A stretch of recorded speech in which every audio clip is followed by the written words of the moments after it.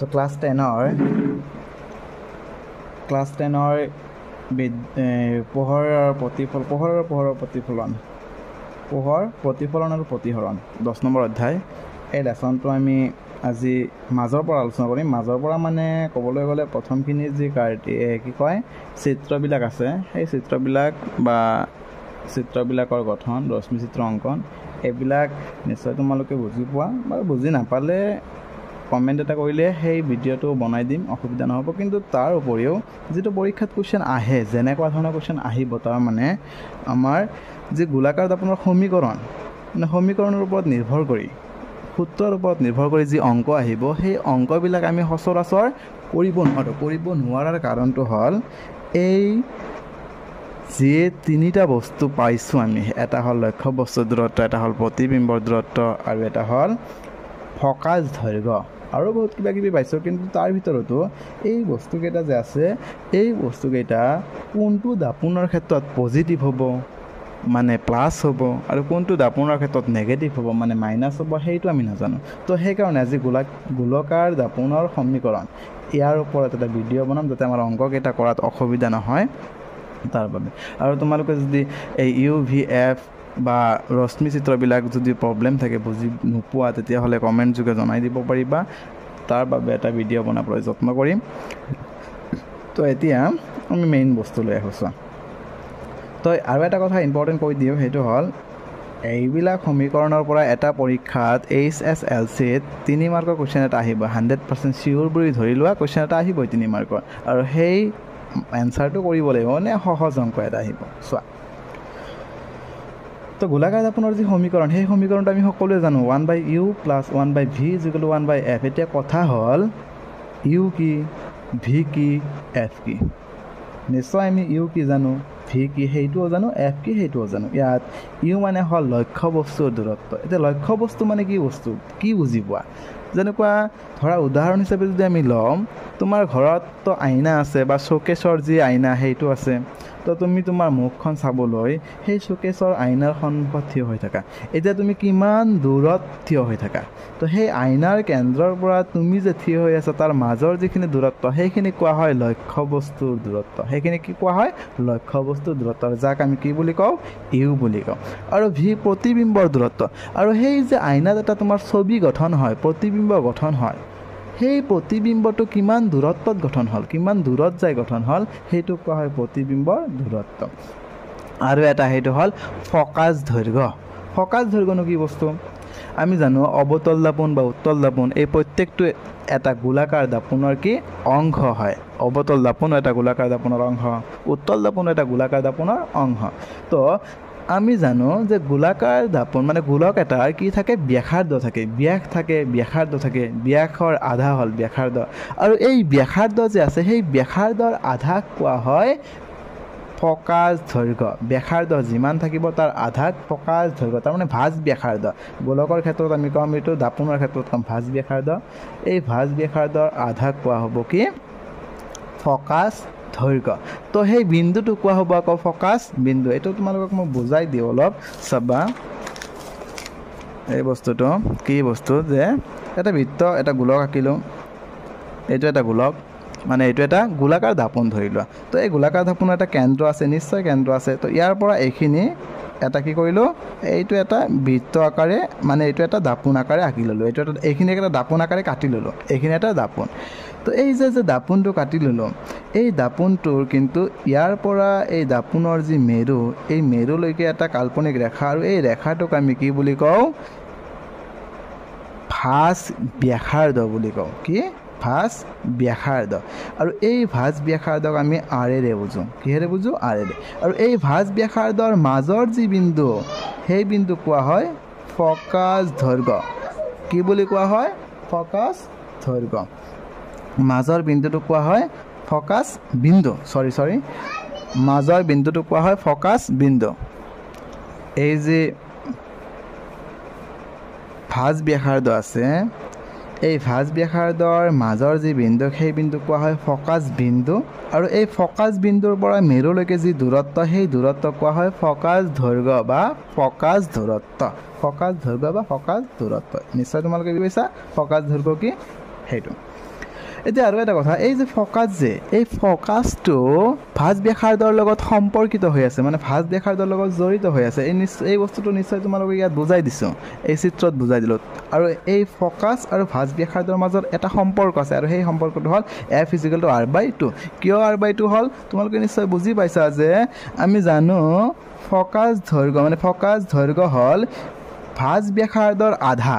গতিকে ভাঁজ ব্যাসাৰ্ধ হ'বলৈ হ'লে ফকাছ দৈৰ্ঘ্যৰ লগত 2 পূৰণ কৰিব লাগিব। তাৰমানে R হ'বলৈ হ'লে 2 পূৰণ কৰিব লাগিব কাৰ লগত? Fৰ লগত। F মানে ফকাছ দৈৰ্ঘ্যৰ লগত, মানে ফকাছ দৈৰ্ঘ্য যিমানখিনি তাৰ ডাবল হ'লেহে কি হ'ব? R হ'ব, ভাঁজ ব্যাসাৰ্ধ হ'ব। তো এই ক্ষেত্ৰত আমি যদি ফকাছ দৈৰ্ঘ্য বাহিৰ কৰিব যাওঁ তো F= এই Fৰ লগত 2 পূৰণ এইফালে আহিলে হৰণ হ'ব, মানে R/2। গতিকে আমি লিখিব পাৰিম F=R/2। এইটো হ'ল ফকাছ দৈৰ্ঘ্যৰ সম্পৰ্ক, ফকাছ দৈৰ্ঘ্য আৰু ভাঁজ ব্যাসাৰ্ধৰ মাজত এই সম্পৰ্ক এইটো। তাৰপিছত চোৱা, এতিয়া মেইন বস্তু যিটো আহিল সেইটো হ'ল উত্তল অৱতল এই দাপোনৰ ক্ষেত্ৰত কেতিয়া আমি লক্ষ্যবস্তুৰ দূৰত্ব প্লাছ ধৰিম, কেতিয়া আমি প্ৰতিবিম্বৰ দূৰত্ব মাইনাছ ধৰিম, বা কেতিয়া আমি লক্ষ্যবস্তুৰ দূৰত্ব মাইনাছ ধৰিম, বা ফকাছ দৈৰ্ঘ্য কেতিয়া মাইনাছ হ'ব বা প্লাছ হ'ব, এইকেইটা হ'ল আমাৰ মেইন বস্তু। এইকেইটাৰ কাৰণে আমাৰ অংকবিলাক ভুল হয়। আমি সেইকেইটা এতিয়া পঢ়িম। চোৱা, কাৰ্টেছিয় চিহ্ন প্ৰথা, এই কাৰ্টেছিয় চিহ্ন প্ৰথাত আছে।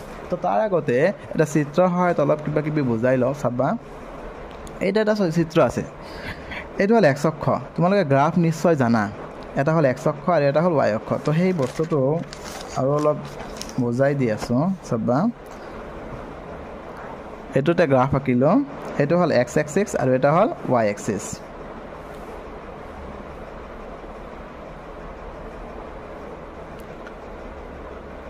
এইটো হ'ল X এক্সিছ আৰু এটা হ'ল Y এক্সিছ। তো এই ক্ষেত্ৰত যদি আমি গ্ৰাফৰ কথা চিন্তা কৰোঁ, কোনটো প্লাছ কোনটো মাইনাছ নিশ্চয় তোমালোকে জানা। এইফালে কি হ'ব? পজিটিভ হয়, ওপৰ ফালে কি হয়? পজিটিভ হয়, হয়নে নহয়? এইফালে কি আহে? নেগেটিভ আহে, ওপৰ ফালে কি যায়? পজিটিভ যায়। আকৌ এইফালে কি আহে? নেগেটিভ আহিব, তলফালে কি আহিব? নেগেটিভ আহিব। নিশ্চয় আমি জানো, ঠিক তলফালে কি আহিব? নেগেটিভ আহিব, কিন্তু আকৌ এইফালে কি হ'ব? পজিটিভ হ'ব। তো এই বস্তুকেইটা আমি জানো, নেগেটিভ কোনফালে, পজিটিভ কোনফালে। ওপৰ ফালে মানে প্ৰথম যি চুক আছে সেই চুকত ওপৰ ফালেও পজিটিভ, এইফালেও পজিটিভ। তাৰ পিছৰ যি চুক, দ্বিতীয় চুক, এইফালে পজিটিভ হয়, এইফালে নেগেটিভ হয়। তাৰ তৃতীয় চুক যিটো, সেইটো এইফালে কি হয়? নেগেটিভ হ'ব, আৰু তলফালে সেইটোও নেগেটিভ হ'ব। চতুৰ্থ চুকত এইফালে পজিটিভ হ'ব আৰু তলফালে কি হ'ব? নেগেটিভ হ'ব। এইটো আমি গ্ৰাফত জানো। তো এই বস্তুটোৱে আমি কাৰ্টেছিয় চিহ্ন প্ৰথাত যদি চাওঁ, কাৰ্টেছিয় চিহ্ন প্ৰথাত চালে আমাৰ কি হয়? চোৱা, এই ক্ষেত্ৰত যদি এইটো এটা দাপোন হয়, এই দাপোনৰ যদি লক্ষ্যবস্তুৰ দূৰত্ব এইফালে থাকে, বা যেনেকুৱা হয় লক্ষ্যবস্তু দূৰত্ব বা প্ৰতিবিম্বৰ দূৰত্ব বা যি বস্তু যদি এনেকুৱা আকাৰে থাকে, তো সেইটোৰ ওপৰত ভিত্তি কৰি তাৰ চিনটো পজিটিভ হ'ব বা নেগেটিভ হ'ব। ধৰি লোৱা এইটো এটা দাপোন, আৰু এই দাপোনৰ ক্ষেত্ৰত ইয়াত এটা কি আছে?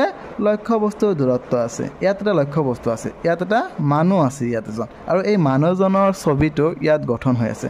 তো এই মানুহজনৰ দূৰত্বটো এই দাপোনৰ মেৰুৰ পৰা এই মানুহজনৰ যি দূৰত্ব, এই দূৰত্বটো কি কোনফালে আহিছে? এইটো কাৰ্টেছিয় চিহ্নৰ পৰা এইফালে আহিছে, এইফালে আহিছে মানে ইয়াৰ চিন কি?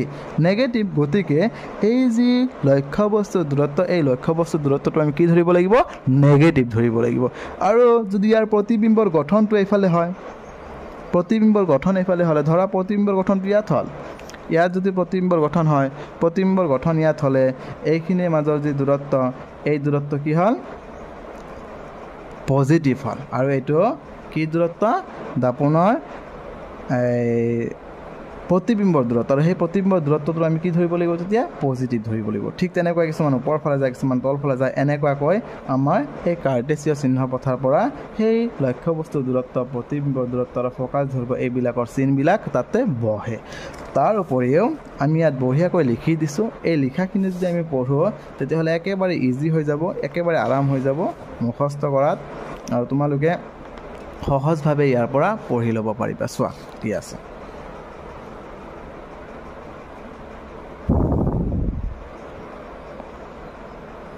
লক্ষ্যবস্তুৰ দূৰত্ব।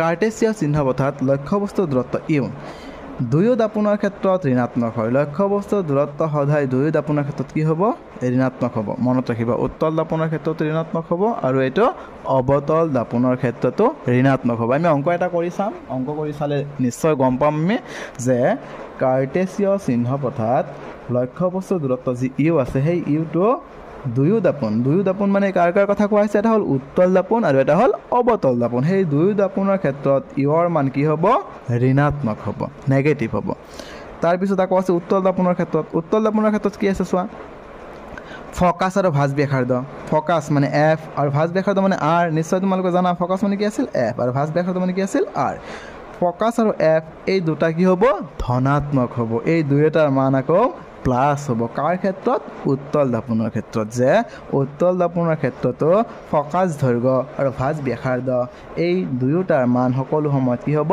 ধনাত্মক হ'ব তাৰপিছত আহিল অৱতল দাপোনৰ ক্ষেত্ৰত চোৱা অৱতল দাপোনৰ ক্ষেত্ৰত আকৌ কি কৈছে ফকাছ আৰু ভাঁজ ব্যাসাৰ্ধ সেম ফকাছ আৰু ভাঁজ ব্যাসাৰ্ধ অৱতল দাপোনৰ ক্ষেত্ৰত ঋণাত্মক হ'ব এইটো মনত ৰাখিবা উত্তল দাপোনৰ ক্ষেত্ৰত ফকাছ আৰু ভাঁজ ব্যাসাৰ্ধ সকলো সময়ত ধনাত্মক হয় আৰু অৱতল দাপোনৰ ক্ষেত্ৰত ফকাছ আৰু ভাঁজ ব্যাসাৰ্ধ সকলো সময়ত ঋণাত্মক হয় মনত ৰাখিবা উত্তল দাপোনৰ ক্ষেত্ৰত ফকাছ আৰু ভাঁজ ব্যাসাৰ্ধ ধনাত্মক হয় অৱতল দাপোনৰ ক্ষেত্ৰত ফকাছ আৰু ভাঁজ ব্যাসাৰ্ধ ঋণাত্মক হয় আৰু দুয়োটা দাপোনৰ ক্ষেত্ৰত লক্ষ্যবস্তুৰ দূৰত্ব সকলো সময়ত কি হয় মাইনাছ হয় মানে ঋণাত্মক হয় ক্লিয়াৰ হ'ল তাৰপিছত আছে হ'ল ভি কি বস্তু আকৌ ভিটো কি আছিল প্ৰতিবিম্বৰ দূৰত্ব চোৱা ভি ঋণাত্মক হ'লে গঠন হোৱা প্ৰতিবিম্বৰ প্ৰকৃতি সৎ ওলোটা আৰু দাপোনৰ সন্মুখত অৱস্থিত হ'ব তো উত্তৰত তোমাৰ কি প্ৰতিবিম্বৰ অৱস্থা নিৰ্ণয় কৰিবলৈ দিয়ে কুৱেশ্যনত মেক্সিমাম কুৱেশ্যনত প্ৰতিবিম্বৰ অৱস্থা নিৰ্ণয় কৰিব দিয়ে তো ইয়াত এটা ইম্পৰ্টেণ্ট বস্তু আছে 4 নম্বৰ 5 নম্বৰ এই দুটা বহুত ইম্পৰ্টেণ্ট এই দুটা ভালকৈ অলপ চাবা এতিয়া কি কওঁ এই দুটাৰ পৰা বঢ়িয়াকৈ চাবা কি কৈছে যদি ভি মানে প্ৰতিবিম্বৰ দূৰত্ব যদি প্ৰতিবিম্বৰ দূৰত্ব ঋণাত্মক হ'লে মানে প্ৰতিবিম্বৰ দূৰত্ব যি তুমি বাহিৰ কৰিলা সেইটো যদি ঋণাত্মক বাহিৰ হয় গঠন হোৱা প্ৰতিবিম্বৰ প্ৰকৃতি যদি ঋণাত্মক বাহিৰ হয় তেতিয়াহ'লে যি প্ৰতিবিম্বটো এই দাপোনত গঠন হ'ল তাৰ প্ৰকৃতি কি হ'ব তাৰ প্ৰকৃতি হ'ব সৎ ওলোটা আৰু দাপোনৰ সন্মুখত অৱস্থিত হ'ব ক'ত হ'ব সৎ হ'ব ওলোটা হ'ব আৰু দাপোনৰ সন্মুখত তাৰ যি প্ৰতিবিম্ব সেই প্ৰতিবিম্বটো অৱস্থিত হ'ব তো কুৱেশ্যন ইয়াত MCQ এনেকুৱা ধৰণৰ হ'ব পাৰে যে কিবা এটা বস্তুৰ প্ৰতিবিম্বৰ দূৰত্ব ঋণাত্মক হ'লে হৈছে তেন্তে তাৰ গঠন হোৱা প্ৰতিবিম্বৰ প্ৰকৃতি কেনেকুৱা হ'ব আমি কি লিখিব লাগিব সৎ হ'ব ওলোটা হ'ব সৎ আৰু ওলোটা হ'ব যদি প্ৰতিবিম্বৰ দূৰত্ব নেগেটিভ হয়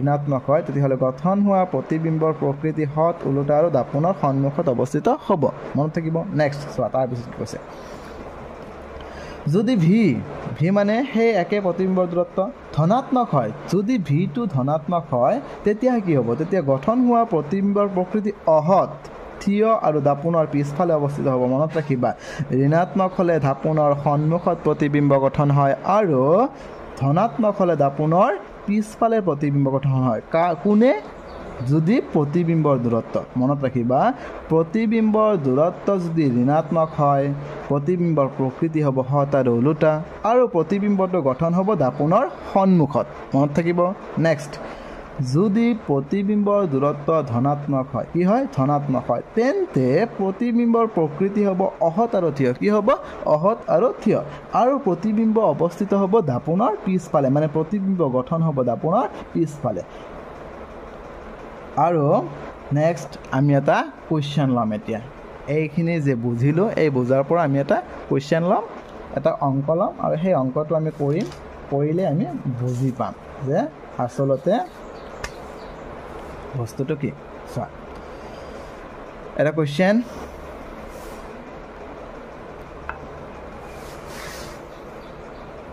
কুৱেশ্যনটো চাইছা তোমালোকে কুৱেশ্যনটো চাবা কি আছে 30 সেন্টিমিটাৰ ভাঁজ ব্যাসাৰ্ধৰ উত্তল দাপোন এখনৰ সন্মুখত 20 সেন্টিমিটাৰ দূৰত্বত 5 সেন্টিমিটাৰ দৈৰ্ঘ্যৰ বস্তু এটা ৰখা হ'ল প্ৰতিবিম্বৰ অৱস্থান ইয়াৰ প্ৰকৃতি আৰু আকাৰ নিৰ্ণয় কৰা আকাৰ মানে বিভৰ্ধন বাহিৰ কৰিব লাগিব সেই বিভৰ্ধনৰ বিষয়ে আমি পঢ়া নাই এতিয়ালৈকে তো আমি ইয়াৰ প্ৰকৃতি লৈকে মানে বিভাজনৰ বিষয়ে পঢ়িছোঁ, কিন্তু মোৰ ভিডিঅ'ত কোৱা নাই।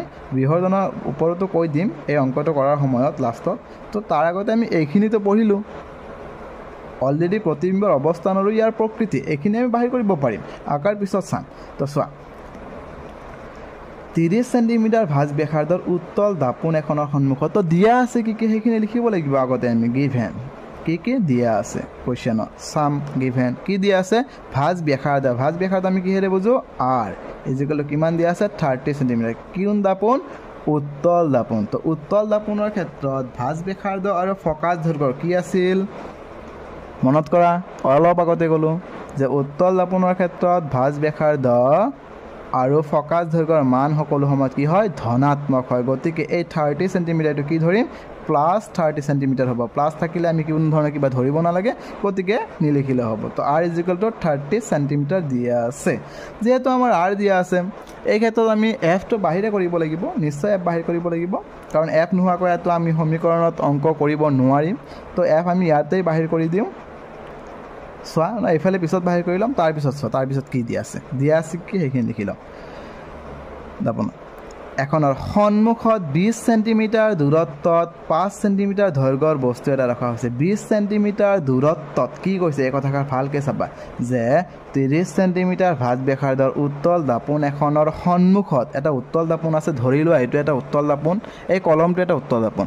এই উত্তল দাপোনৰ সন্মুখত, সন্মুখ মানে এইফালে ধৰি লোৱা, এই সন্মুখত ইয়াত মই এটা বস্তু ৰাখিছোঁ, আৰু সেই বস্তুটো আৰু উত্তল দাপোনৰ মাজৰ দূৰত্ব হ'ল 20 চেণ্টিমিটাৰ। তাৰ মানে কি বুজি পালা, এইটোত বুজি পালোঁ যে ইয়াত আমাৰ লক্ষ্য বস্তুৰ যি দূৰত্ব আছে, সেই লক্ষ্য বস্তুৰ দূৰত্ব কিমান দিয়া আছে, 20 চেণ্টিমিটাৰ দিয়া আছে। তো লক্ষ্য বস্তুৰ দূৰত্ব কি হ'ব, 20 চেণ্টিমিটাৰ হ'ব। তো লক্ষ্য বস্তুৰ দূৰত্ব আমি কিহেৰে বুজোঁ, ইউ ইজিকেল টু 20 চেণ্টিমিটাৰ। এতিয়া কথা হ'ল উত্তল দাপোনৰ ক্ষেত্ৰত লক্ষ্য বস্তু প্লাছ নে মাইনাছ, এইটোতো আমি জানিব লাগিব। তেতিয়াহে যে প্লাছ হ'লে কোনো চিন নহয়, মাইনাছ হ'লে মাইনাছ চিন দিব লাগিব। এইটো আমি কাৰ্টেচিয়াছ চিহ্ন পথত প্ৰথমতেই কৈছোঁ যে যিকোনো দাপোনৰ ক্ষেত্ৰত উত্তল হওক আৰু অৱতল হওক, দুয়োটা দাপোনৰ ক্ষেত্ৰত লক্ষ্য বস্তুৰ দূৰত্ব সকলো সময়ত কি হ'ব, মাইনাছ হ'ব, নেগেটিভ হয়। গতিকে ইউ ইজিকেল টু -20 চেণ্টিমিটাৰ আমি লিখিব লাগিব।